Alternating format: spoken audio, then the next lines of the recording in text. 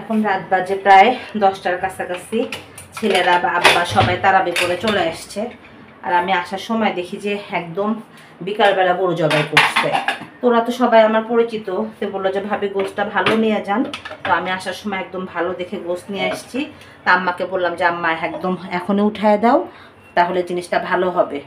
মানে ফ্রিজে রাখলে না, আমরা তো যে মানে একদম বাজার কাছে গরুর গোশ যারা বিক্রি করে ওরা খুব মানে পরিচিত, একদম দেখা যায় যে তৎক্ষণাৎ এনে রান্না করি, তো ফ্রিজে রাখলে আর ভালো লাগে না। আমার বড় ছেলে আসছিল আমার করে, সেলুনে যাওয়ার কথা ছিল, যেতে পারছি কিনা জানি না। আব্বু দাঁড়াও। ওয়ালাইকুম আসসালাম। তুমি এত দেরি করছো কেন? দোকানে ছিলাম একবারে, মানে দোকানে এত ভিড়, তার কি পারলা না নাকি? তো যাই হোক, বড় ছেলে সেলুনে মানে সিরিয়াল পায় নাই।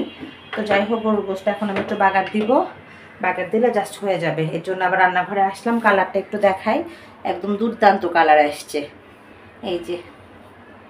তো যাই হোক, গরুর গোশটা বাগার দিয়ে দিই।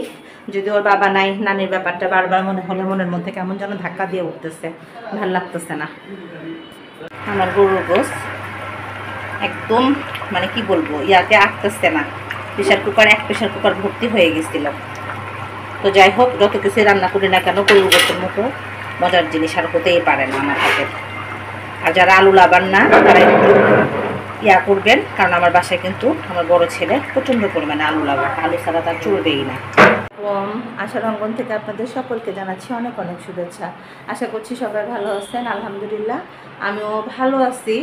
বাট একই কথা প্রতিদিনই তো এখন বলতেছি, যেহেতু আমার নানি শাশুড়ি গতকাল মারা গেল, একটু মনের মধ্যে মন ক্ষুণ্ণতা বা একটু কষ্ট তো রয়ে গেছে। যেতে পারলাম না, সাহেবীদের আগের দিন সিক ছিল, তারপরেও মানে যেতে হলো। সব কিছু মিলে তারপরে আল্লাহর মানে ডিসিশনের উপর তো নিজের কিছু করার নাই, তাই না? আল্লাহ যেটা ভালো মনে করছে সেটাই করছে আমাদের জন্য। তো যাই হোক, সব কিছু মিলে আসছি, আল্লাহ যেভাবে রাখে সেভাবেই আসছি। আশা করছি যে যেখান থেকে দেখছেন সবাই ভালো আছেন, সুস্থ আছেন। তো যাই হোক, এখন বাজে 12টা 10। আমি তো একটু লেটে ঘুম থেকে উঠি, সবসময় বলি যে আমি তো অনেক ওষুধ খাই, মানে ঠিক সময় উঠতে পারি না। তো যাই হোক, ঘুম থেকে উঠছি।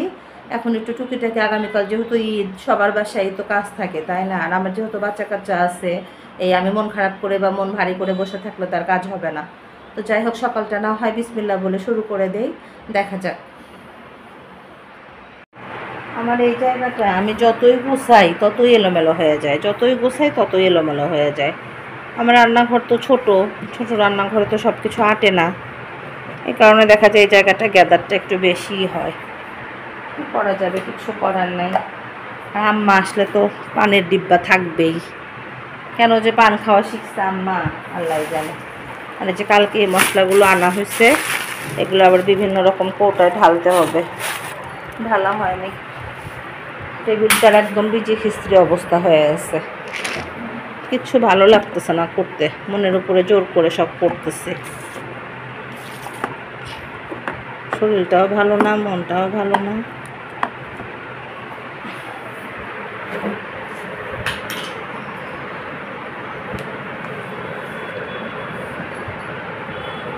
এই যে টেবিলের অবস্থা, প্রত্যেকটা এখানে।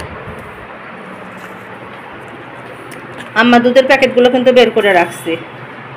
এখন বাজে 1:45। এদিকে সব কাজ শেষ করে, অ্যাজ ইউজুয়াল তো প্রতিদিনই করতে হয়, এদিকে মোটামুটি কাজ শেষ করে এই যে এখন আসলাম রান্নাঘরে রোজার মাসে এত বেহাল দশা হয়েছে তা বলার মতো না। এখন এই বেহাল দশা শেষ ঠিক করতে করতে আমার কয়টা বাজবে আমি কিচ্ছু বুঝতেছি না, একদম যা তা অবস্থা। কৌটা সব কিছু দিয়ে মানে কি কোথায় আছে, কোথায় কি অবস্থান করতেছে কিচ্ছু খুঁজে পাওয়া যাচ্ছে না, এই অবস্থা। কখন গোসল করবো, কখন নামাজ পড়বো, কখন সেটাও বুঝতে পারতেছি না। এদিকে এখন পর্যন্ত খালা আসে নাই। আমার এই খালাটা আমাকে এবার কেমন যেন রোজার মাসে প্যারা দিচ্ছে বেশি, আসবে কি না সেটাও বোঝা যাচ্ছে না। সব থালা বাসনে যে ধুতে হবে কিছু, এই যে এগুলো সব ধুতে হবে। এই যে এখানে ছোলা বুট সেদ্ধ করতে হবে, আজকে শেষ ইফতার। তারপরে তুই আছে যে বেসিনে থালা বাসন। এখন এই গ্লাসটা ক্লিন করতে চাইছিলাম, গ্লাস ক্লিনার দিয়ে। অনেক কাজ রান্নাঘরে কাজের শেষ নাই আজকে। 1:45 অলরেডি বেজে গেছে, কয়টা বাজবে তাও বুঝতে পারতেছি না। আদা রসুন দেখি ফ্রিজে আনার পরিমাণ আদা আছে, কিন্তু রসুন খুব কম। তো কোরবানি ঈদ তো আর না, অসুবিধা নেই। 1 বক্স আদা, এই যে 1 বক্স রসুন, আর এই যে নিচে 1 বক্স আদা দেখি যা আছে। তো যাই হোক, মানে কি বলবো, শুকরিয়া আদায় করলাম, যে না থাকলে তো আবার আজকে ঝামেলায় পড়ে যেতে হতো। অলরেডি এই যে পরে 2টা বাজে, কিচ্ছু ভালো লাগতেছে না।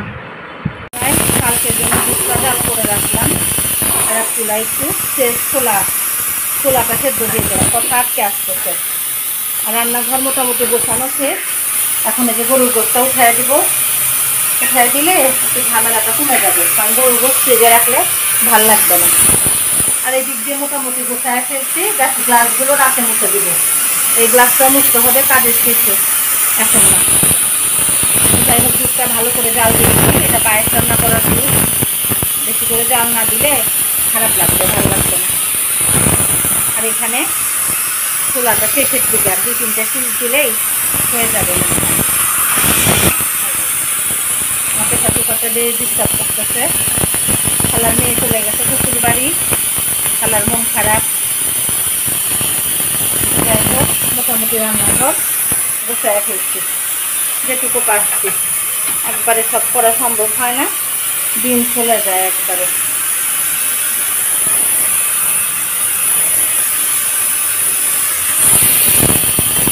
বুঝতে কাছে না বাড়ায় থাকলে মাথাটাকে বড় কথা পড়ে গেছে। এখন বাজে 3টা। আমাকে দেখে যে কেউ মনে করবে যে আমি মনে হয় কান্নাকাটি করতেছি, মানে আমার খালা পেঁয়াজ কাটতেছে, আমি একটু রান্নাঘরে এটা সেটা করতেছিলাম। জাস্ট চোখ দিয়ে পানি, মানে গোসল করছি, নামাজ পড়ছি, তাও মনে হয় চোখ দিয়ে পানি পড়তেইছে। তাহলে কও খালা, কি মানে ছেলে বিয়ে করার সময় হয়ে গেছে, এখন যদি আমার এই অবস্থা হয় খালা কও। মানে মোট কথা পেঁয়াজ কাটতে নিলেই মানে সেখান থেকে যেতে পারি না, যেতে নিলেই অবস্থা হয় আমার। তো যাই হোক, খালা কাছে গোস রান্না করার দায়িত্ব দিছি, দেখি খালা পাস করে না ফেল করে। এখন দিয়ে দিতেছ, আমি তো আগে মনে দিয়ে দিছো। এই যে খালা নাগে দাও খালা, এই যে আচ্ছা নাগে দিচ্ছি।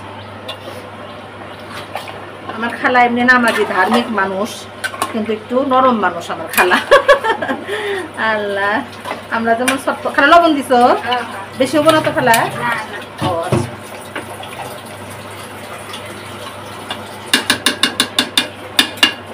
দিয়ে ঢাকনাটা জানি কই খালা? এই প্রেসার কুকারের ঢাকনাটা খালা? ও দেখি নাই, দেখছো ঢাকনাটা দেওয়া থাকে। আর খালা যে কালো এটা না, এটা একটু দুধ বাগানোর জন্য এটাতে দিয়ে দিই, তাহলে ঝামেলা শেষ হয়ে যাবে না একবারে। চুলার পরে খালি জাস্ট বড় ভাজতে আসবো না। পেঁয়াজটার মধ্যে দিয়ে দাও। এখন খালা আলু দেওয়ার দরকার নাই, হ্যাঁ, কারণ আলু তো এখনো সেদ্ধ হয় নাই। পরে দাও, বসে আলু পরে দাও। তুমি বুট বাগারের জন্য কাঁচামরিচ আর পেঁয়াজ দিয়ে দাও। আর বুট দিবা খালা, দেখি কতখানি হয়েছে বুট।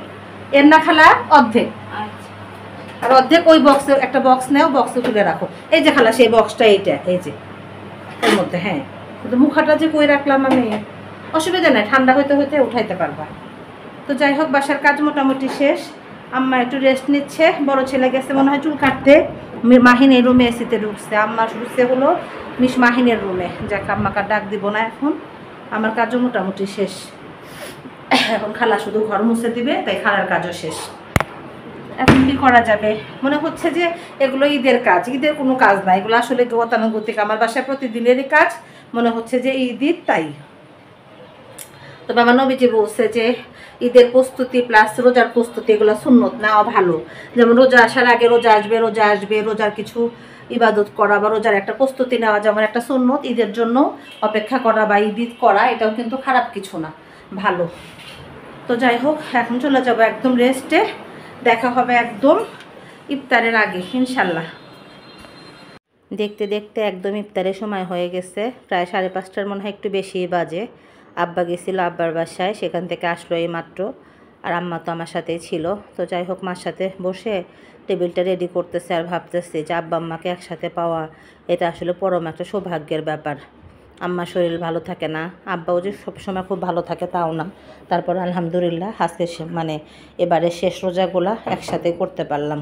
আমি, আমার ছেলেরা, আমার সাহেব, মানে প্রচণ্ড পরিমাণে আলহামদুলিল্লাহ এবং খুশি যে না, প্রতিবার হয়তো এসা থাকে তো ওইভাবে আসলে আসতে পারে না, আমিও যেতে পারি না, একটা রোজা হয়তো একসঙ্গে করা হয়।